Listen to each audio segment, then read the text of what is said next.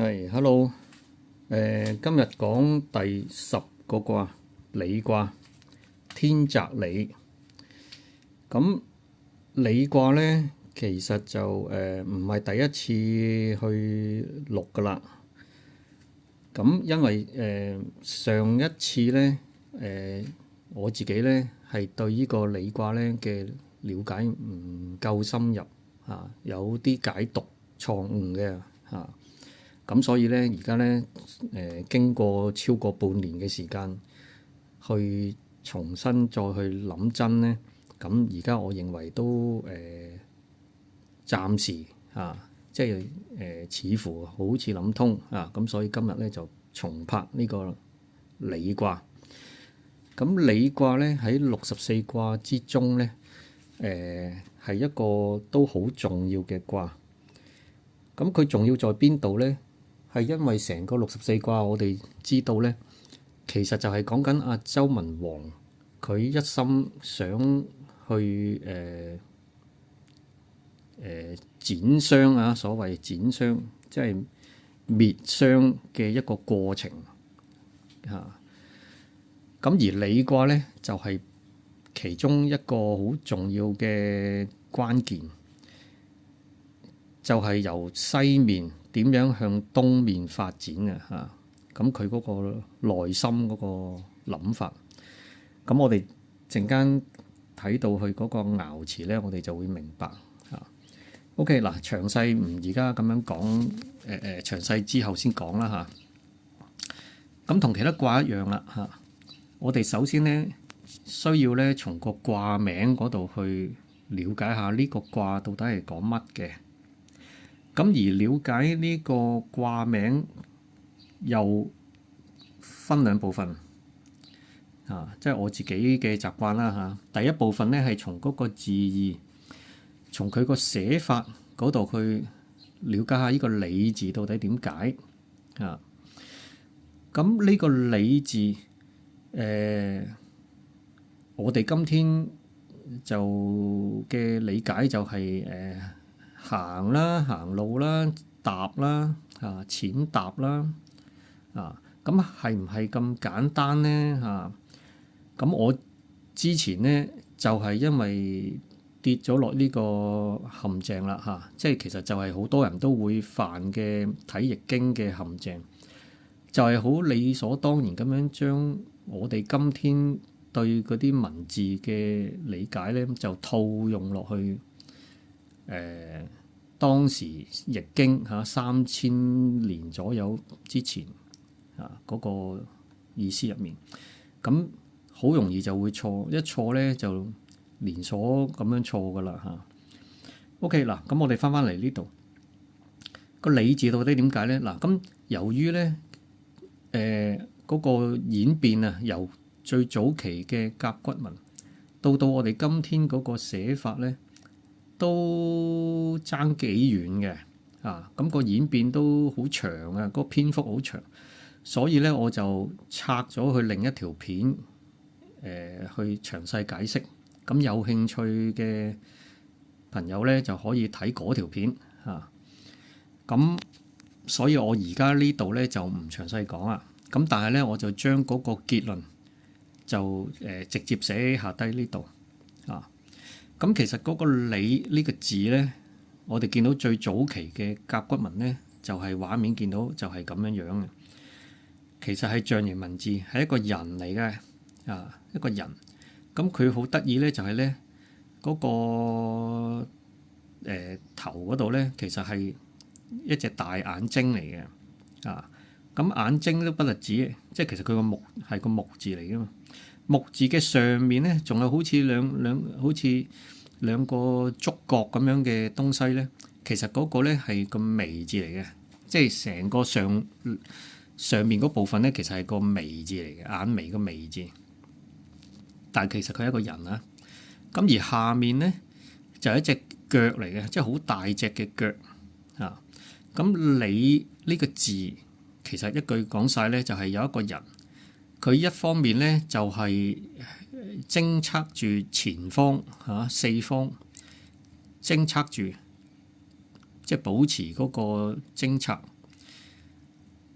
然後另一方面咧就係用佢自己嗰隻腳咧就去踐踏嗰啲障礙物啊。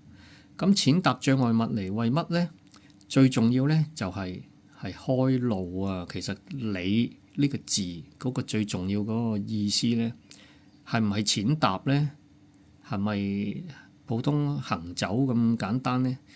其實唔係，而係開路咁解。即係原本冇路嘅，而家要開條路出嚟，呢個先至係個理字嗰個最重要嘅意思啊。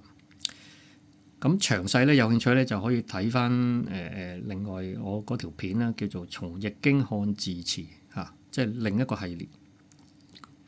OK 嗱，咁我哋除咗睇咗嗰個字嘅寫法嗰度去理解呢個字點解啊？唔係呢個字啊，呢個卦啊嚇，履卦呢個卦點解？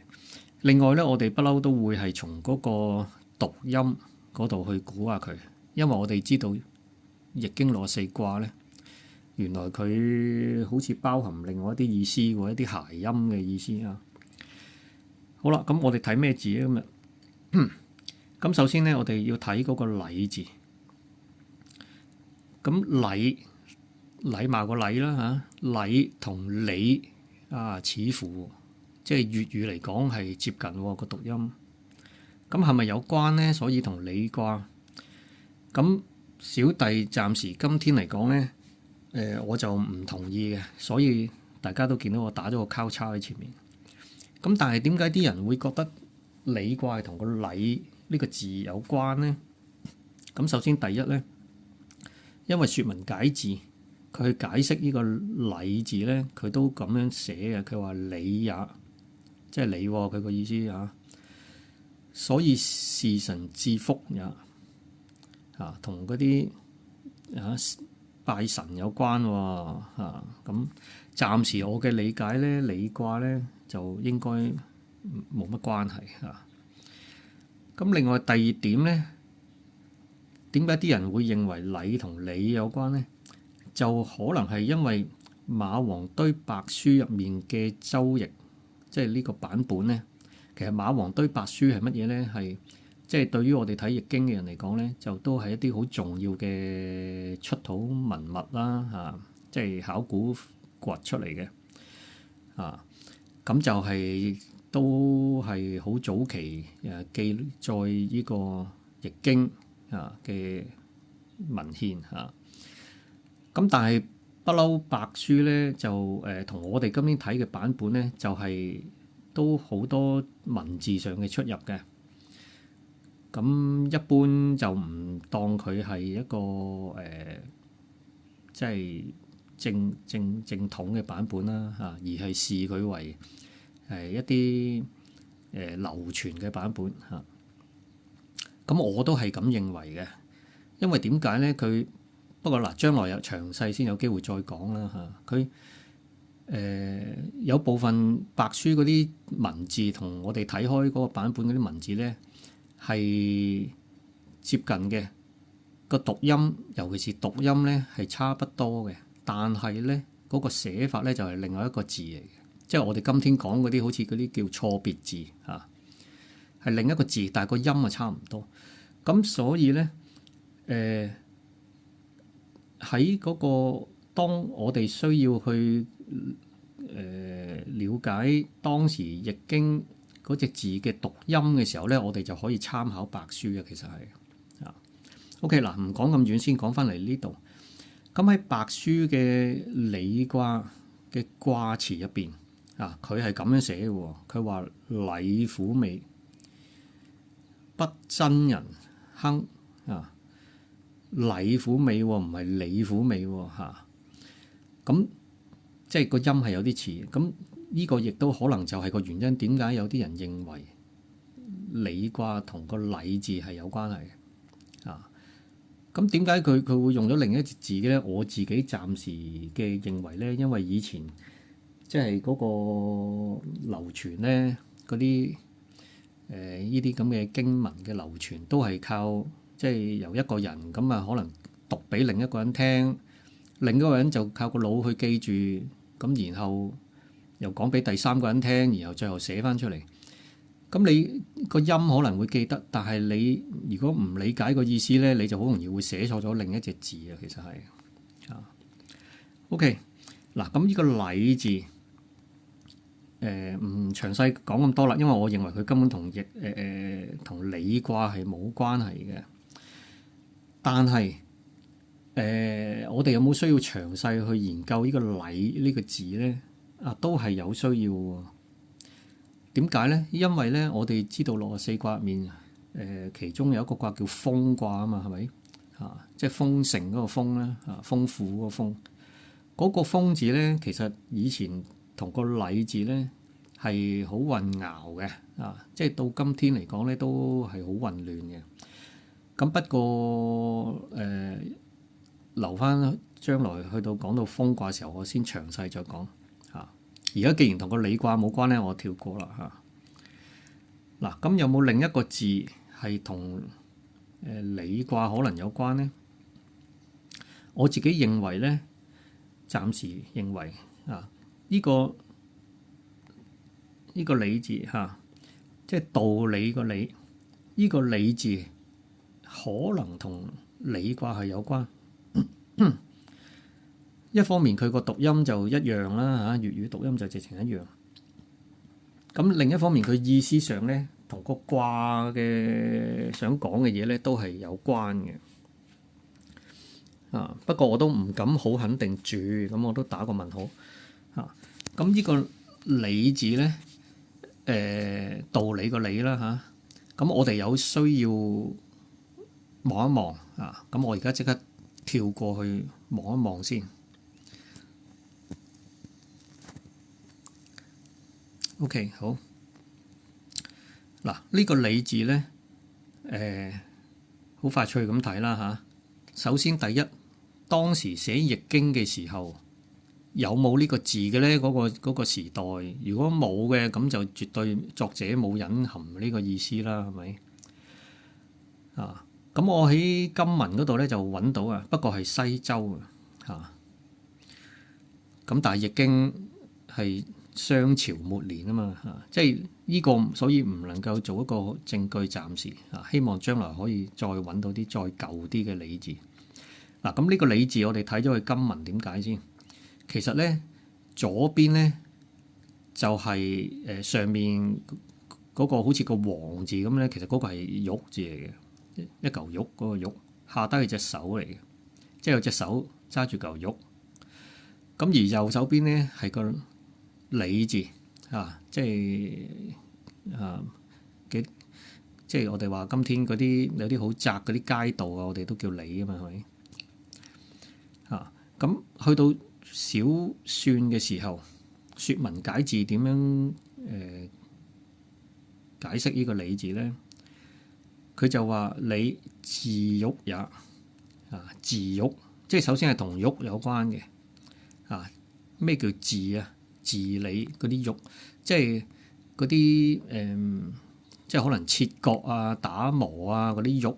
嗰個咁樣嘅地方啊，即係佢個意思係咁。咁係唔係咁解咧？啊，我又認為唔係嘅。嗱，咁我哋再睇落去，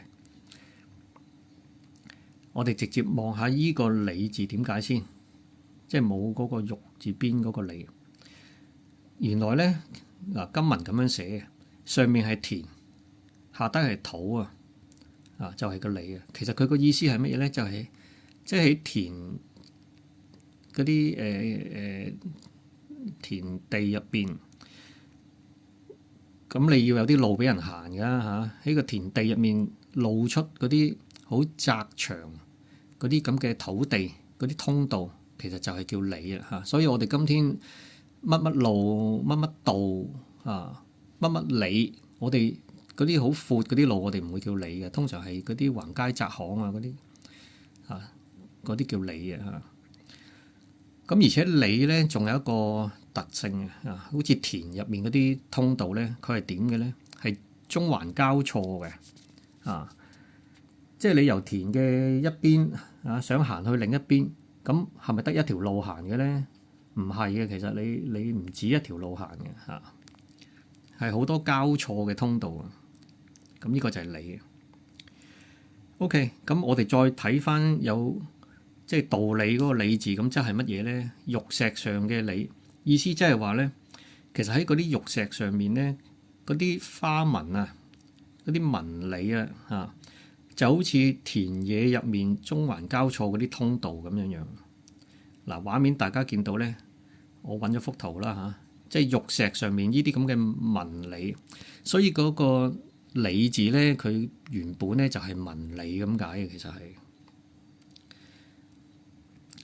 嚇玉石上嘅紋理。咁所以我哋又會話條理啦嚇，即係咩叫條理啊？一條條即係好分明嘅。我哋又會話道理啊，道理嚇講雅話理咧就道也，即係意思即係有理由嘅嚇。即係依引申出嚟嘅意思，個由字係咩意思啊？即係話你係有源頭嘅啊？咩叫理由啊？荀子佢嗰度儒校嗰度提過啊，有呢一句，佢話井井兮其有理也。呢句井井兮其有理也咧，其實就係井井有條啊！我哋今天講呢句成語嗰個出處嚟嘅嚇。咁其有理也，其實佢個意思咧，即係有源頭咁解啊。所以我哋點解今天話道理啊？即係文科、理科啊，咩叫理科咧？啊，咩叫理論咧？佢個意思咧，即係啲嘢係有得解釋嘅，係有源頭嘅嚇，有起源嘅嚇咁樣。咁呢個井井有條咧啊。其實我哋後面六十四卦入面咧，其中有一個叫井卦咧，其實已經錄咗噶啦。井卦當時我已經想拍條片講呢個井井有條，咁睇下將來有冇機會再錄啦嚇。有時間就 OK 嗱，好快脆睇埋少少嚇，係啦，即係個理字係有緣由嘅啊，原理。OK 好嗱，咁我哋翻去理卦。翻去理卦先，係啦。頭先講到咧，所以呢個理字咧，其實佢個意思就係咁樣，即係玉石上面嗰啲紋理，就好似嗰啲田野入面中環交錯嘅道路啊。其實係即係簡單嚟講咧，即係我哋有時形容咧，即係殊途同歸啦嚇。你眼前可能有唔止一條路俾你行嘅。但係嗰啲路咧，最終咧，其實可能都係匯合翻嘅，可以係嚇。咁呢個咁樣嘅意思同理卦有冇關係咧？嚇，我認為好似係有關係嚇。咁我哋睇到爻辭部分，我哋就知點解啦嚇。OK，呢部分嚟到呢一度先。